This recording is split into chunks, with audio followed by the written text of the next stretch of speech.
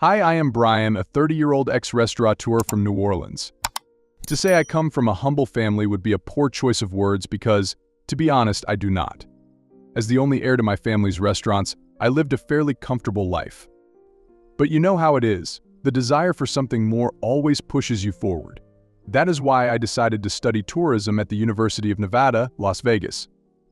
Surprisingly, after I had graduated with a good score, I found myself deeply invested in starting a company without my family's support, and that is when I became friends with Natalie. To paint a clear picture for you all, Natalie is definitely not your ordinary girl. When I first met her, she was deeply passionate about creating a safe space for women and introduced psychology to tourism through spiritual walks and therapy sessions. It was truly refreshing to witness someone raking in profits while championing a cause. As expected, her drive rubbed off on me, and I drew inspiration to launch my own travel agency that focused on affordable trips for couples with fading relationships. Everything looked good on paper, but just as my plan was about to skyrocket, I got a call that changed everything. My mom, Diana, told me to come home urgently. "Diana, hey honey, I know this might be a lot, but I need you to grab your stuff and head back home.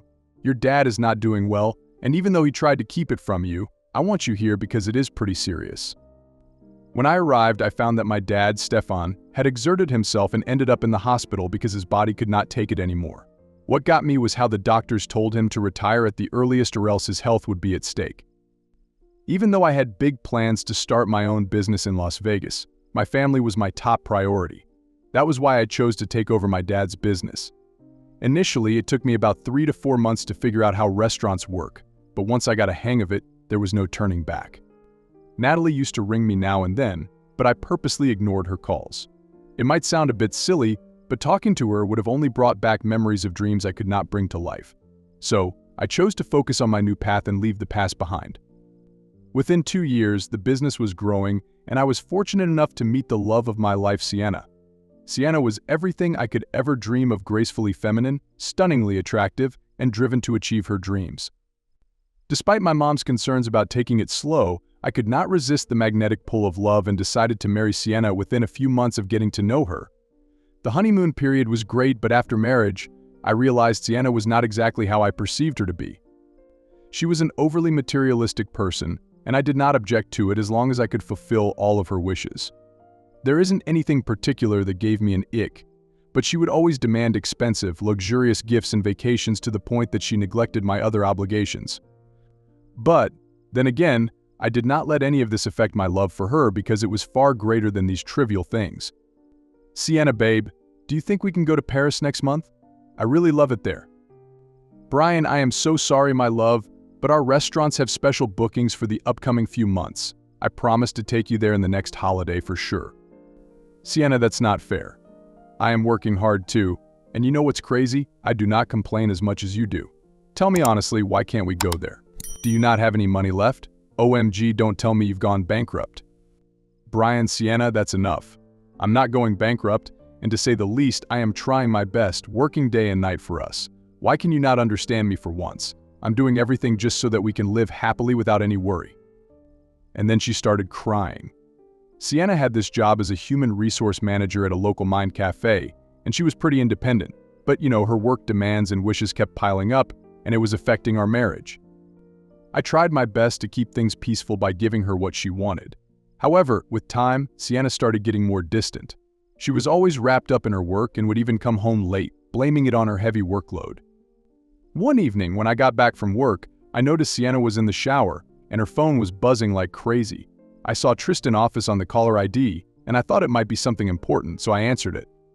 "Hey, hi. Is Sienna around?" "And she's in the shower at the moment. Anything important? I can pass on the message." "Nah, it's cool. I'll just catch her later. Bye." "And okay, take care. Bye." Talking to him, I had a weird prickling sensation, but I obviously ignored it. Later that night, we were having a movie marathon. It had been ages since we last did that, and since it was the weekend, we figured it was the perfect time to indulge. Sienna, however, seemed a bit preoccupied with her phone, constantly texting someone. It kind of bothered me, but I didn't dwell on it too much. Out of the blue, Sienna jumped up to grab some snacks from the kitchen, leaving her phone unattended on the sofa. As soon as she was out of sight, her phone pinged with a notification. Curiosity got the better of me, and I couldn't resist taking a quick peek. Her phone was unlocked and the notification was floating on the screen. Tristan office, that was a close call with your husband. I was caught off guard by the message. It sounded pretty suspicious. I tried to make sense of it, wondering what exactly it meant. I considered talking to Sienna about it, but then I decided to brush it off, thinking it was probably nothing. Our married life was already dealing with its fair share of challenges, and I didn't want to add more by bringing up something that might just be a misunderstanding. I didn't want to be the one labeled with trust issues and stir up unnecessary drama, so I let it slide without overthinking it. While my personal life was in havoc, my work life was in full bloom. The restaurants were working with a full blow and customers were well acquainted with the place at this point. I was extremely busy managing it all and used to return home exhausted. We had 3 branches scattered across New Orleans, and I was toying with the idea of adding one more uptown. After months of digging into it, everything was falling into place. Building that store had been a real labor of love, lots of time, effort, and, I must say, a few tears. The grand opening was just a week away, and preparations were in full swing. It was a crazy time. Days were packed, and nights were way too short. I remember waking up one day, just like any other workday. I had a bunch of loose ends to tie up and some last-minute stuff to sort out for the new restaurant. Plus, there was some paperwork staring me in the face. Running late, as usual, I rushed through everything. Even though the place was just a few blocks away, I opted for my car instead of hoofing it.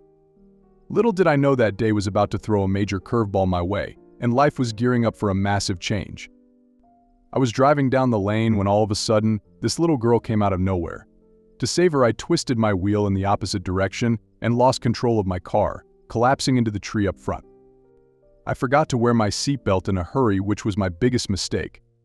The collapse sent my car seat tumbling forward, and the last thing I remembered was feeling extreme stinging pain in my legs. My head crashed against the steering wheel too, and I lost consciousness. Days after, I woke up in the hospital with my parents beside me. "Oh, Brian. How are you feeling, my dear? What is wrong with me? How long was I off?" I questioned, painfully, still reeling back into consciousness. "Oh, my son, I thought I lost you. The doctor said you would not be able to make it, and even if you did, you would be unable to walk." Hearing these words leave Mom's mouth, I came to this livid sense that I could not feel my legs. No matter how much I tried, I was not able to move them. My father eyed my mom, and she realized that she was not supposed to tell me that. Later, the doctor told me the piece of information my mother had already disclosed to me, that I would not be able to walk for the rest of my life, as the impact had resulted in my car seat being blown forward, which crushed my legs between the dashboard and the seat. He also told me I was lucky that I did not slip into a coma or worse, die. At that point, I was so numb and felt extremely vulnerable. It would have been better if I had died and not heard all these things. Never in my wildest of dreams had I ever imagined this happening to me. And you know what's worse? Sienna did not once visit me in the hospital.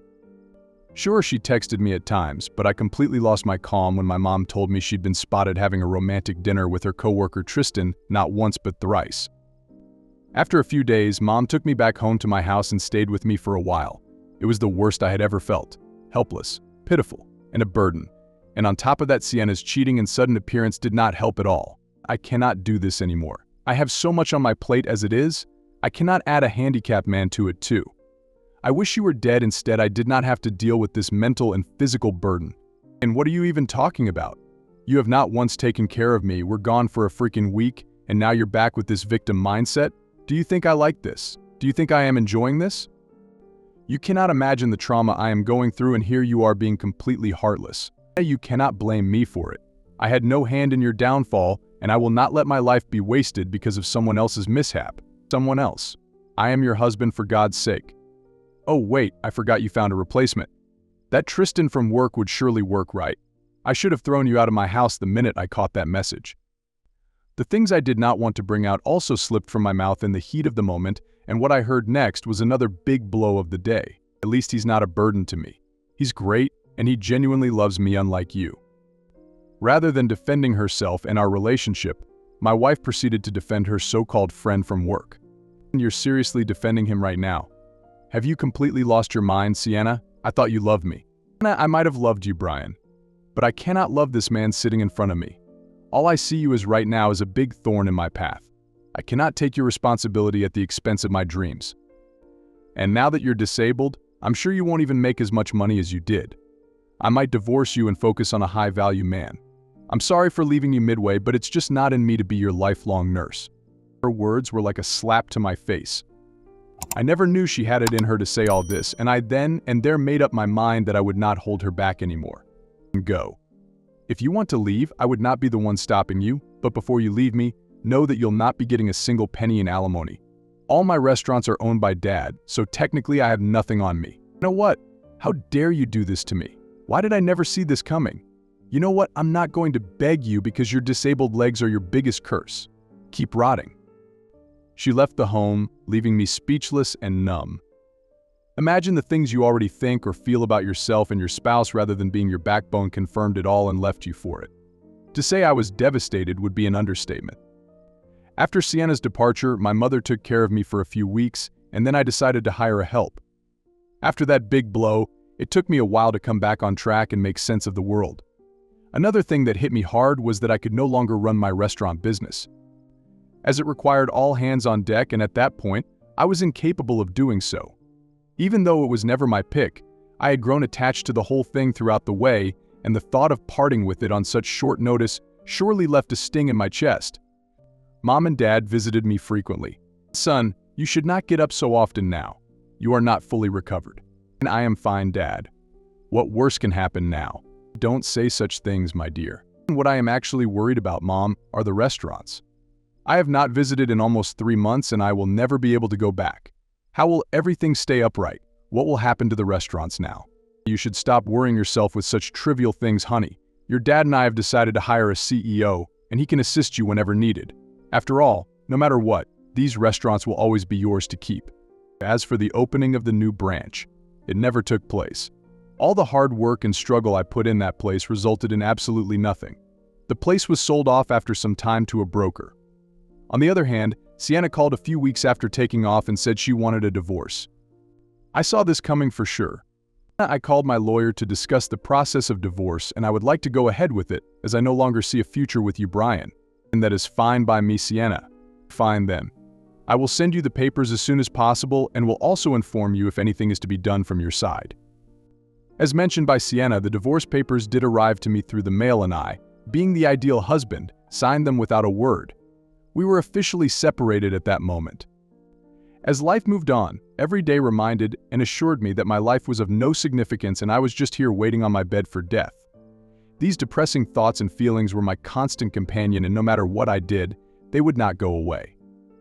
I remember vividly the night that changed everything for the better.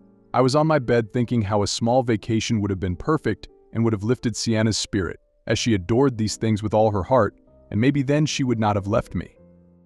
This thought clicked open my dream of opening my dream travel agency, the one I had to let go of, for the sake of family responsibility. Now I couldn't help but think that it was somehow possible to make it come true. I decided to reach out to Natalie, knowing full well she would support me in all of my ideas and endeavors. I quickly rummaged through my contact list and gave her a call. Even though it had been years since we talked, she picked up on the first ring. "Hey, Brian? Hi, how are you?" "And hi, Natalie. I'm good. How are you? It sure has been a long time." "It has indeed. My God, I missed you and your ideas so much. Is something up?" "Things have been a bit off recently, but I will tell you about it in a while. What are you up to nowadays?" "Well, the usual. Introducing some more of my psychological experience and knowledge into the vast world of tourism." We took a walk down memory lane, and it was blissful talking to her again. I then gave her a quick run-through of my life, as we hadn't talked in quite a long time, and Natalie was indeed a good friend to me. I told her all about the restaurants and how I got married, and about the accident as well, which changed my life for the worse. Talking to her, I realized that even though we had not been in contact for a while, it never felt awkward and I never felt uneasy to open up to her. It felt like I gained a good friend back with whom I had the best bond. "Natalie, I also had a favor to ask of you. After all that happened to me, I was thinking about starting over and fulfilling my dream of that traveling agency idea I discussed with you. I think it will be possible if you help me a bit, and with the rest, I am sure I can manage from home." "It is a great idea, Brian. I think you should go for it. I will help you with all my might and provide as much guidance and help as possible." "Thank you so much, Natalie. I owe you big time." It took me a few months to build my life up again. After much dedication and sincerity and help from Natalie, I had finally started my travel agency, which I was very proud of, mind I tell you. It provided special discounted rates to couples with problematic marriages or relationships and gave them a much-needed vacation to clear their head and to think about their actions thoroughly.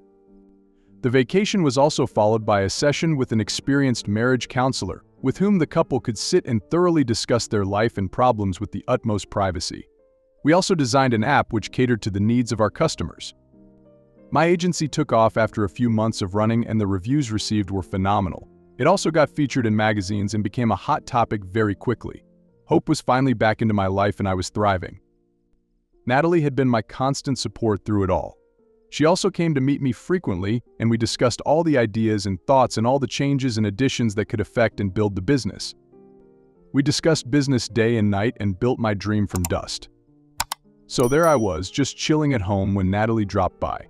She hit me with the news that a new girl she had hired for her company was coincidentally Sienna, the one I'd rather not think about. Sienna needed money and applied to handle all those human resource management programs in town. I couldn't hide my irritation, and I let Natalie know just how ticked off I was. Natalie further informed me that Sienna was now engaged to Tristan, a piece of information that left me appalled. Even though I knew something was going on between them, still the fact that Sienna had gotten over me so quickly thudded like a drum in my heart. At this point, I prayed for nothing but her downfall. As we hashed it all out, the doorbell rang. Now, I wasn't used to unexpected visitors, and my parents didn't just pop in unannounced. The helper went to check, and guess who was at the door? None other than Sienna herself.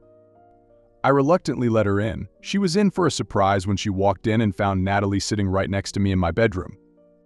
If I'd say this girl was shocked, it would be an understatement. Because as someone who's lived with Sienna for such a long time, I know what all was going on in her mind. I saw the color of her face drain, and I swear it was the most satisfying thing ever. "Hi, Brian. I'm sorry to interrupt, but I have come to check if I left my mom's pendant here." "Hello, Sienna. I'm sure you won't find anything, but go ahead and check all you want." I was so disgusted by her that I had no intention of even conversing with her. "Hello, boss. May I ask what you are doing here?" "Hi, Sienna. It is good to see you too. I am afraid I'm not obliged to respond to your question. I am sorry. I didn't mean it that way." "Please save your apologies, Sienna. Instead, I should be the one apologizing. I made a grave mistake by hiring you as the human resource and training specialist. The company should have done thorough research on your background." "What do you mean?" "I meant exactly what I said. A person who caused someone so much mental trauma cannot possibly be the best hire for the job. I will have to inform you that you are no longer one. You can please clear your desk by this week. The official letter will reach your desk first thing in the morning." Sienna was so utterly shocked and agitated I could see it all on her face. She was on the verge of crying but held herself in. She was a career-oriented woman, so I understand how much this type of news would have affected her. But she called it upon herself. "You cannot do this to me. You have no idea how much you will regret it. It was not my fault he lost his legs. I did what I thought was best for me." "Natalie, please do not trouble me with your baseless talks of sadness, Sienna. I had enough of it for the day." Sienna, without saying a word, ran out of the house and never returned. As said by Natalie, Sienna did receive her letter of termination the next morning and was fired from her position. A few days later, I received a call from one of our mutual friends who blessed me with the news of Sienna's engagement being broken off because Tristan couldn't keep up with her expenses now that she was unemployed. I know I should not have been happy if you look at it from a humanistic view, but I was. She was finally paying for all the wrong she did to me, and I was delighted to see how the tables had turned, and it was finally my turn to be happy. I only heard that karma ran in circles until it was my turn to finally experience what the sweetness of revenge could feel like.